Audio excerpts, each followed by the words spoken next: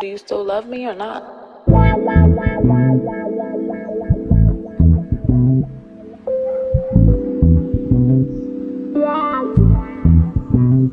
I need something outside. Hi, welcome to Frankly K. Sorry if it's a bit noisy. I do have the window open because, gotta air out the house. I'm just gonna put on a little makeup so I can film some other things, but I wanted to basically do a movie review, not a movie review. I wanted to recap the best things I watched in 2025, but I don't do that consistently. So I don't want to focus on just 2025. I wanted to give, and I wrote them down what I can remember real fast. So it's all jumbled on this envelope. I wanted to talk about like the best movies and TV that I watched in 2025. The first one on here is The Walking Dead because I'm watching it recently. Now, I've been sucked into The Walking Dead. Never watched it when it was on TV. But my boyfriend apparently was the biggest fan in the world. And he was like, do you want to see what it's about? And I was like, why not, right? Let's actually do something like makeup. But yeah, so he made me start watching The Walking Dead. And I am obsessed. I am obsessed with The Walking Dead. Like, at this point, it's just... I don't know how people sat there and waited a whole week in between episodes, like, regular TV shit. Like, I'm used to regular TV. I mean, I grew up on regular TV, but because I didn't watch The Walking Dead in time, I'm just like, now we just binge a bunch of episodes in the night and then, go to bed. But I'm like, can you imagine if I was watching this live? Anyway, I don't want to spend too much time on each thingamajig because there's a lot to go through. I'm gonna do series, the best series that I've been watching. Some of them are unfinished, aka like The Walking Dead. It's 11 seasons long. I'm in season 5, so I haven't gotten very far. But Rick and them just reached Virginia. So we about to see. My theory, he gonna go in there and be Rick. And something gonna pop off. And they gonna have to tear the place up. They've torn up, what, like 3 different communities at this point?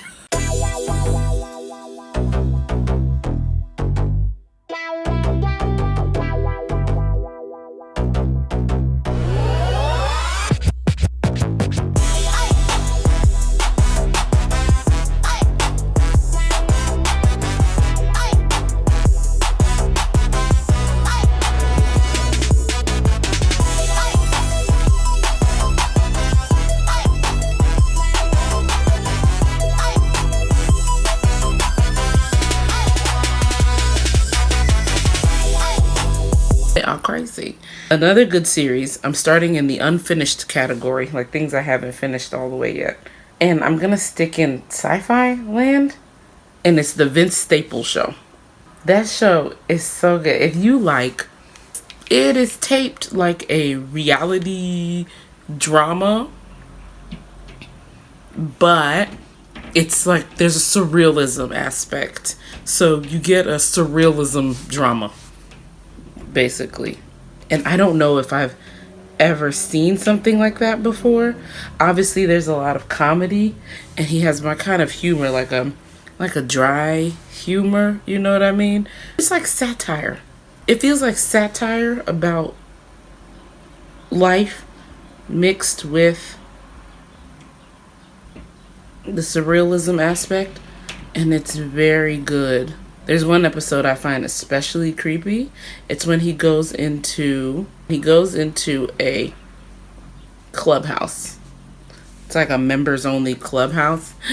That episode's really creepy, and I really liked it. So now I haven't finished that whole thing either. I did start season 2, but I'm really mad because I just heard that they canceled it. And honestly, I hope somebody else picks it up because whoever the distributor was, they don't deserve Vince Staples, because that series is genius in its making, in its approach, in its tone, in its message, in its comedy. So, their loss. Another unfinished one, War. So it's this Nigerian series, or I should say it's a series set in Nigeria. No, because it's a Nigerian series. It's made in Nigeria by Nigerians. It's not just set in Nigeria. So it's a Nigerian series, and it's called War because it starts off with the girl, and she finds a diamond, and she's telling her dad, or the dad found the diamond. I can't remember if the girl or the dad found the diamond. Somebody found a diamond. I feel like it was the dad, because he was like, our life is going to change with this, and he gave it to her to hold. And then the next thing you know, everyone is getting shot up by like rogue militants. Immediately you see that it's going to be political in nature, and there's already somebody basically set up those people to go shoot up this small mining village. Then somebody, he's running for like governor or something like that. I can't remember the exact title, but he's running for an office position, government office position, and he's going against somebody. And that other, they basically go down there to visit them to be like, hey, let's, figure out how to console these people. They need someone who knows that they're on their side. And his wife is very demanding. She's like, we need to get this done. We need to do this. She's really thinking about his political trajectory. He's a little more thinking about the humanitarian side of it, but she's like, you can't only think of that. You need to be thinking about the big picture, because you can't help anyone if you don't win, right? That's her approach. And I love seeing their dynamic, and you just know it's about to be drama, because Nigerians and drama. I don't want to spoil anything, and I feel like if I tell you what happens in the episodes I've seen, it kind of spoils it, because while I was watching it, there's a lot of element of surprise where every time something shows up, you're like, oh, not in a big way, like, oh my God, but more just like, ooh, or oh, I knew it, that kind of thing. So I don't want to say any more than that. Like, I literally gave you the first, I gave you the first 10 minutes, and that's all. Another great thing about it, though, it has subtitles, because they do speak in different languages at times. There's I think somebody was speaking, was it Hausa? Somebody was speaking Hausa or something like that. Nigerian movies and TV, especially, they use a lot of whatever local language wherever setting they're in Nigeria, they use that particular region's language. I don't know. I just like hearing language. I like hearing language, because my goal is to become a polyglot of as many African languages as possible. And of course, I started with my own family's language, but that never feels like, that feels like a duty, you know what I mean, to keep something alive, to learn as much as you can, especially when you're in another country. Immigrant families and language is a whole other topic. I feel like with Africans, it's a sore spot, because there are plenty that teach their children the language, but there, I feel like, are just as many who don't, because of how accents are treated here, and how when we were growing up, there wasn't as much. The law was there that you have to have an interpreter, but it was very hard to get an interpreter for the many regional languages that we speak, especially on the West Coast. So unless it was something big like Swahili, or Ghana has a big one, Twi, but I've never known a Ghanaian whose parents didn't teach them the language. Like, for me to hear that, I'm like, what? Blah, blah. War. That's all the things that made me think of, really. Anyway, moving on. Another unfinished series was, Behind Her Eyes. That was set in Britain, I believe. And the girl who, I feel like I need to have some eye makeup. And apparently it's a book. When I told my sister I was watching, I was telling them about this, like, oh my God, I just started this new series, y'all. It's crazy. My older sister told me she actually read the book. So she read it and listened to it, I think. And I was telling her where I was at in it. Again, it's another suspense thing. There's a lady, she has a son. She's now sent the son away with the dad. Now she has a little bit of free time, and she just got a new boss at the office that she works at. I feel, was it an ophthalmologist or a dentist? Oh no, he's a psychiatrist. But the boss, I guess I shouldn't tell you that part. There's a thing with the boss, and so it starts off a little awkward, but then it gets more awkward. I am looking forward to seeing what unfolds because it escalates really quickly. It escalates really quickly, almost like war, where you start the thing off in escalation. War started off the first 5 minutes, people shooting up the thing. Apparently, I like high escalating TV series or something. Another one is Sanctuary. This one is Japanese, and it follows the career of an aspiring sumo wrestler, but he is, I would say, they're framing him as what one would call the black sheep.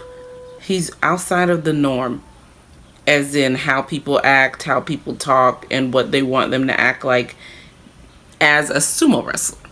And inside the sumo wrestling stables, it's showing us like his training and how difficult he is and how difficult the training is. It's also talking about a lot of the different rules and regulations, I think, of how to act in polite society in Japan, because there's a parallel being made between him and the reporter lady that is helping her senior do a story on this particular stable. She also, I guess she reported somebody for misconduct, and now they're trying to treat her like she's an outcast and that she's a problematic lady, and it's basically because she won't, you know what I mean, take that corporate crap. Like, you know how people all around the world, it seems like, or at least in Japan and US, they have very similar corporate structures, is what it looks like to me.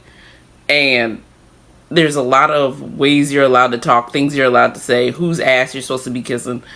And she doesn't seem like she's doing any of that. And on top of that, she reported misconduct, and now they're trying to like bully her out of the place. So him and her have a lot of parallels in that way. And they're crossing paths now because she is helping her senior, like I said, cover the stable. And she particularly is trying to talk to him about it because he's like this like fiery person. And of course, that isn't going the smoothest. And again, since it's unfinished, I have no idea where it's about to end up. But I am excited. So if you also like something, it's a bit of drama, a bit of sports action. The next unfinished one is 39. If you want to cry, if you feel like crying, if you feel like just seeing women friendship, if you feel like, I don't know, just having your heart on a string, watch 39. It is South Korean, and it's about 3 friends who are 39. All of them are 39, and they're different points in life and all the things that are happening to them. I mean, every episode has a point in it for me where I was just like, oh my God. And there's some parts where you're just like, oh, like it just, I don't know. It felt really nice to see the 3 friends. It's a lot, but it's so good. It's so good. I love watching TV series and movies and all that stuff about friendships and friendship dynamics. And this one even kind of pointed out a friendship dynamic where it felt like 2 people were closer than another. And I wonder, do you guys agree with that as well? I don't know. I just feel like it's true, but it doesn't have to be a bad thing. So, like, I'm also someone who grew up with 2 best friends. So, it was always usually the 3 of us. However, maybe I'm looking at it different because we didn't all meet at the same time. So, it doesn't bother me if I've never really thought anyone was closer to anyone than the other, but we're all close in different ways. But if we're really going to be serious about it, my 2 best friends met each other like years before they met me. Like they met in like preschool or kindergarten, and then we didn't all 3 meet until 5th grade. So they've known each other like years before me. So to me, it would be natural if they were closer, even though I don't feel it like ostracized in a way. It's just, it would feel like it makes sense for them to be closer since they met first. You know what I mean? Like one of them introduced me to the other, and that's how all 3 of us became friends. So it wouldn't hurt my feelings if they were like sharing things without me or like meeting up without me or anything like that. Like I don't know. I feel like people just need to understand it's not, unless you have a toxic situation, then I understand you can start to feel that. But they've never made me feel like the new girl coming into their friendship. It always just felt organic, like, oh, I like you and she'll like you too. And that's why she introduced us. And then we became friends. And there have been times in our life where I've been hanging out with one person more than the other, but it was purely because of location. Like, everyone went to school in a different state except me. And one of the best friends went to school in a closer state. So she came home during the summertime. So we would hang out a little more than the other friend. Then the other friend came home and then we were hanging out more because the other friend was back in her state where she was going to school. So, you know what I mean? Like, and I'm sure they hung out, you know what I'm saying, without me, you know what I'm saying, when I was like out in the streets on my bullshit. So I feel like people should take it a little more lightly. Take your friendship seriously, but take the dynamics lightly. Just, there's going to be different dynamics. People are in different places in their life. You have different things that you're comfortable talking about certain people with. It's nothing to discredit one friend or the other. Unless you really feel like your friends are trying to push you out, then just have the talk, because these are your friends. Just express yourself. You might find out that it's literally something, you know, that you're projecting. Maybe. I feel like a lot of people, we project. I'm going to say we, so no one feels attacked. But we project a lot of things. And that happens in 39. One of the friends, she lightly says it, but you can tell it kind of hurts her feelings. She was like, why are you guys always leaving me out of certain conversations? Like, why am I always kind of the last person to know what's going on? And I'm not going to tell you what's going on because that'll spoil it. But they were like, oh my God. You know, they didn't mean to make her feel that way. It was just what was happening and how they felt she was going to react. They were actually, it seemed to me like they were trying to protect her because they know how emotional she'll get or how she'll kind of fall apart, and they needed to, they didn't know how to approach and tell her. And she didn't mean to find out, but she found out because of their relationship dynamics. The two of them, they're connected in another way. They have like a mutual friend where there's like a situation going on, and so that's kind of how things came out. And that's why the other girl, they didn't tell the other girl right away. So it's stuff like that. I think a lot of times shows can show us, I'm gonna use this on my face and see how I feel. Sometimes TV shows can show us some things about ourselves. And I feel like this show was a really good reminder about the importance of your friendships, especially as a woman.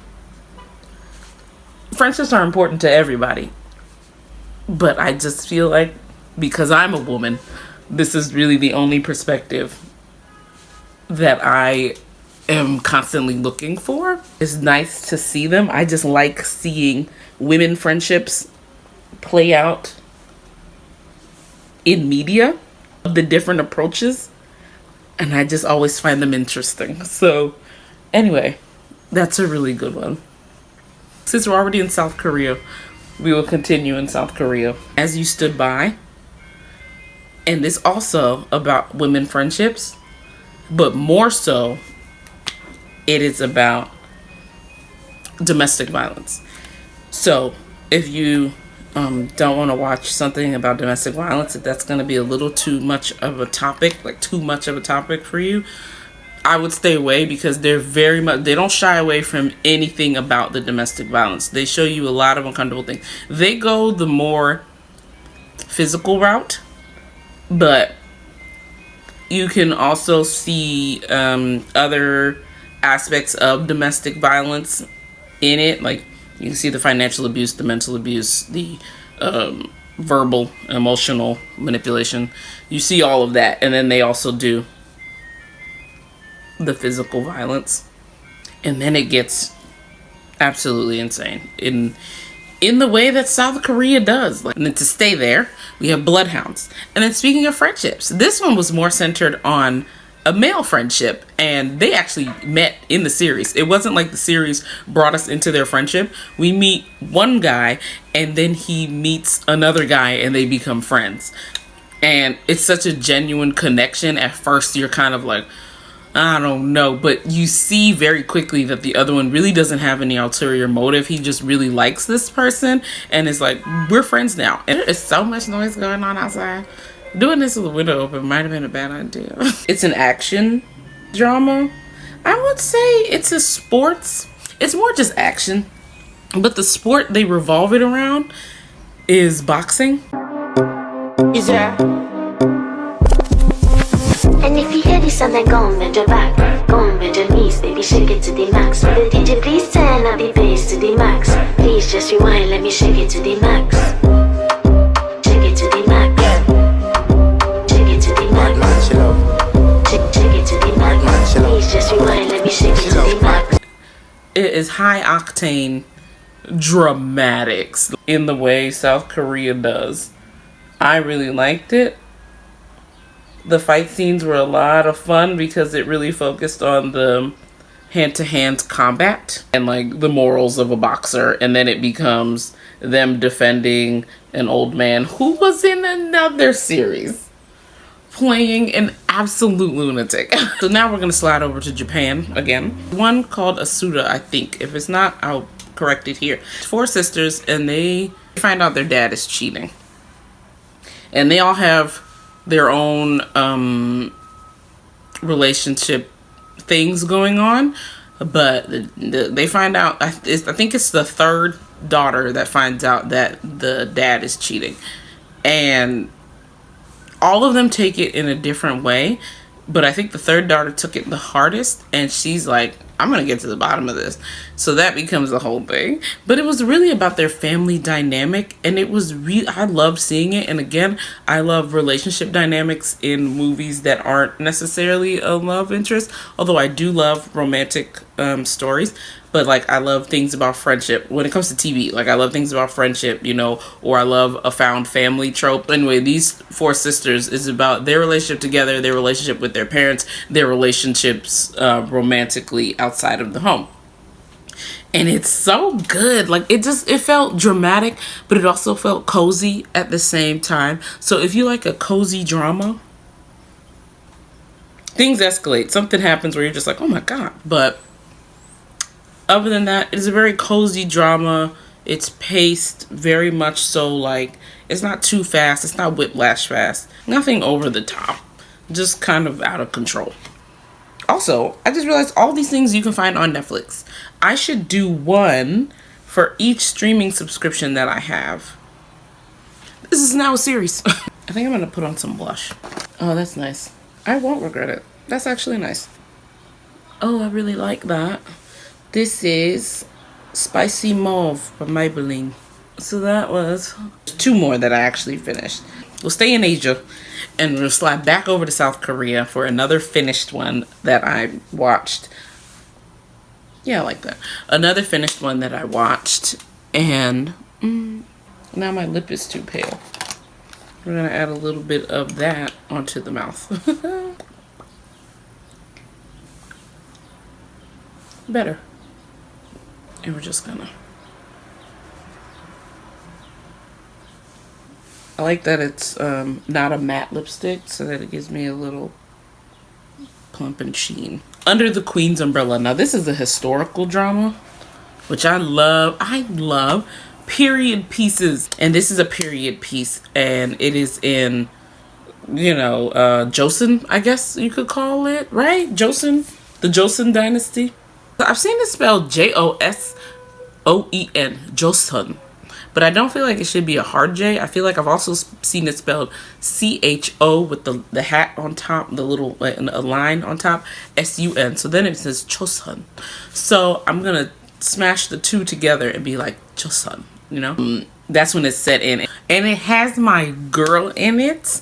I'll watch anything she's in. I first saw her in this one called A Good Day to Have an Affair. That was the first thing I saw her in the early 2000s. It rocked my entire world. I saw it on a bootleg on YouTube, early YouTube, you know what I'm saying? So there's no subtitles on the thing, and I'm watching it, just trying to figure it out through vibes, whatever. Her name is Kim Hee-soo. Kim Hee-soo?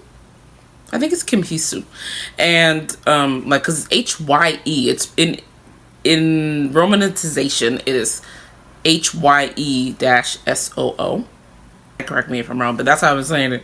So anyway, she's in it. She's in Under the Queen's Umbrella. She's also in another series called Juvenile Justice, where she plays a very cutthroat juvenile judge, a juvenile court and judge. It's beyond. It's so good. But besides that, so Under the Queen's Umbrella, she plays the queen, and it is rife. It is rife with, dynasty politics. The mother-in-law in that series, you did what you came to do. But she, as the queen, the whole time, you're just like, get her! Miss Queen, Hisu is like, the lady is, I don't even know how to put it into words. Like, I was fangirling the entire series, and it's so dramatic. Like, there are parts in there where I was sobbing. I was just like, oh no. Ooh, it was just like, it was very refreshing. I don't know how else to put that. It was refreshing to watch it, and you're just watching it series by series. There's parts in there where you feel like you're just like, oh, get out. Like, I just felt like I was cheering her on. Like, I loved the character she played in this. Like, I loved the queen.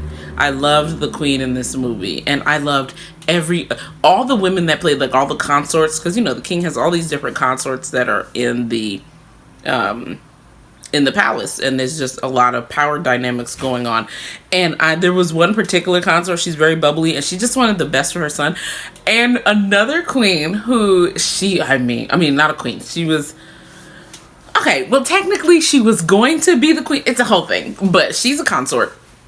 And she's the mother-in-law's running favorite for the beginning. Her son, fun fact, is played by a K-pop rapper. Well, he's in a K-pop group, and he's the rapper role. I can't remember his name. I think it's Channy, but I can't remember. Is it Channy? Anyway, it was great to see him in there. He's like the youngest in the group. Or one of the youngest in the group. And once again, we see the dynamics. We have a power play, but you do see the dynamics of friendship that form in unexpected ways. It's not completely unexpected, but it's just, there's friendships. There's genuine friendships that that form there. And you see everyone, they're really acting out of self-preservation because of how, strict, dynasty politics are or were.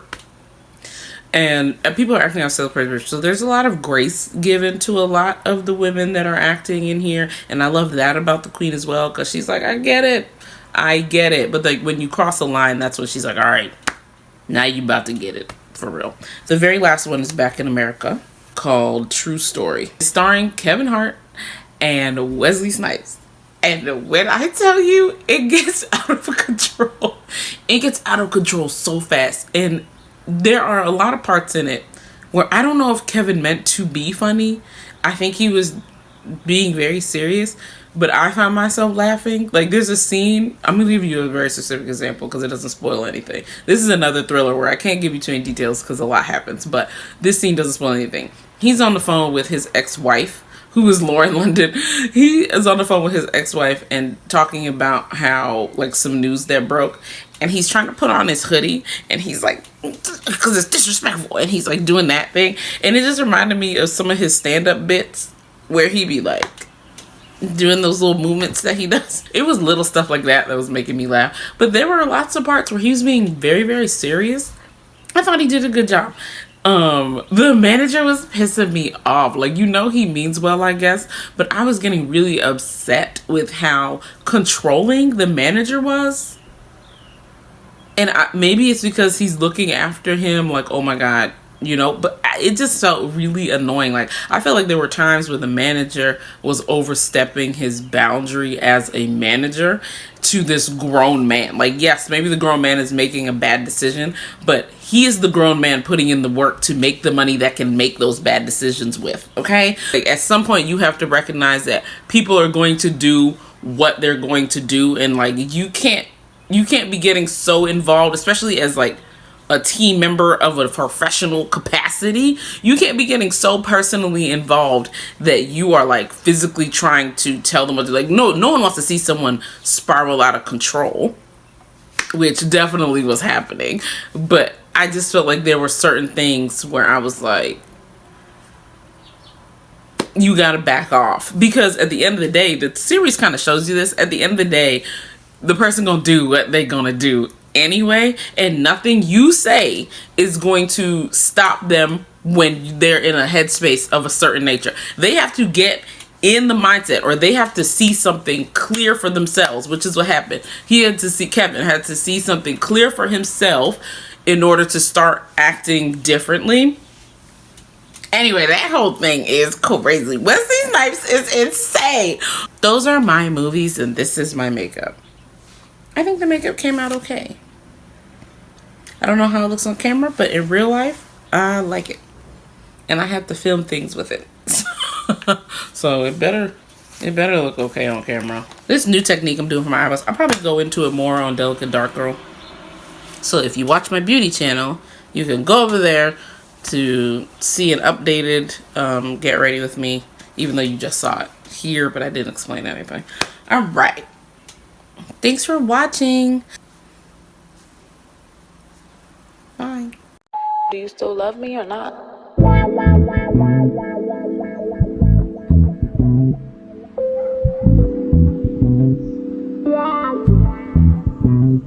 I need some